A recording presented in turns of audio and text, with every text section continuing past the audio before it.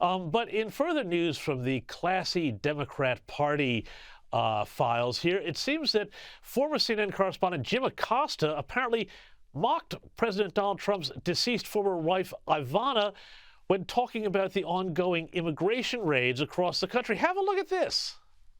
Where are the ICE raids at the Trump properties? Yes. Can somebody call ICE on the Trump golf course in Virginia? Yes, You're telling me there's nobody in there that is undocumented or has some kind of squirreliness going on with their paperwork? Give me a break. Hey, how many immigrants has he married? He's got one buried at his golf course in New Jersey. Isn't she buried by the first hole or the second tee or something like that? He's got one buried by the first hole at his golf course. I'm sorry. Couldn't these people have a bit more class? Oh, his middle name has long been sophomoric.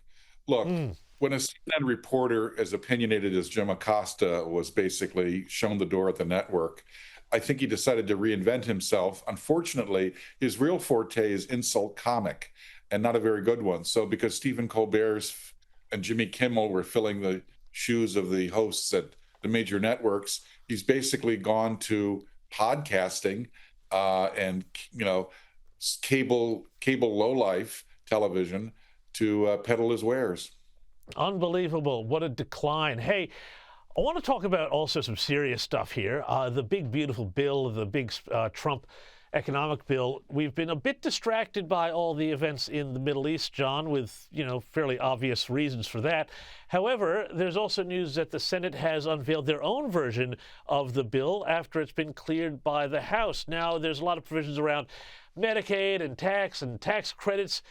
Where is this going? Is the Trump administration going to wind up ultimately getting a win on this bill, or are the sort of government purists, the libertarian purists, going to wind up holding this up?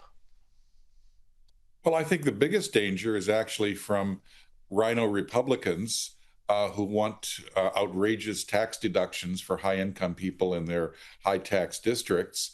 They want extending these clean energy tax credits.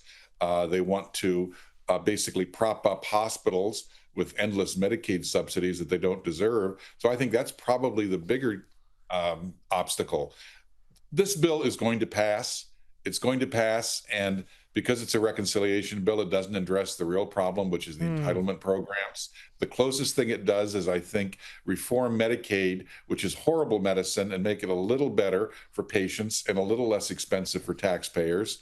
So this bill will pass. It will be messy. You don't want to look at the sausage making, but in the end, the tax cuts are going to be extended. That will provide needed stability for the economy, and they will be permanent.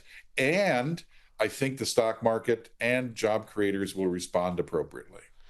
Yeah, well, I guess that's a bit of good news, John, but I still worry about that big deficit that's growing by $1 trillion every 180 days. So we'll have to wait to deal with that.